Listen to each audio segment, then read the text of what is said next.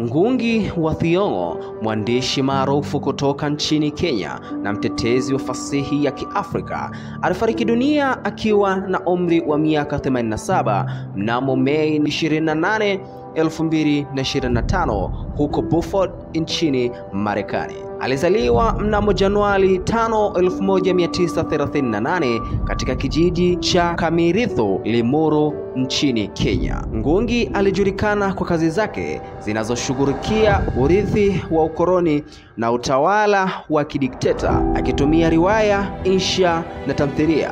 Baadhi ya kazi zake maarufu ni pamoja na Weep Not Child kilichoandikwa mwaka 1964, Petals of Blood kilichoandikwa mwaka 1977 na Wizard of the Crow kilichoandikwa mwaka 2006. Katika miaka ya 1970 alijitokeza kama mpinzani wa utawala wa Kenya kwa kuandika tamthilia yenye maudhui ya kisiasa. Tamthilia yake maarufu ilikwenda kwa jina la Ngahika Ndenda, iliyoandikwa mwaka 1977.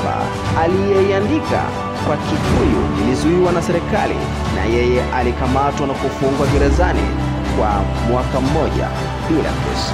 Baada ya kuachiliwa, Ngugi aliamua kukimbilia uhamishoni mwaka 1982 kutokana na vitisho vya kuuawa. Aliendelea na kazi yake ya uandishi na ufundishaji katika vyuo vikuu vya Marekani, akijiunga na chuo kikuu cha California na Carolina. Ngugi alikuwa mtetezi wa matumizi ya lugha za Kiafrika katika fasihi, akieleza kuwa fasihi ya kweli ya Kiafrika inapaswa kuandikwa kwa lugha za asili. Aliandika na kutafsiri kazi zake mwenyewe kutoka Kikuyu, na kazi yake The Perfect Nine ilipata tuzo ya Booker ya kimataifa.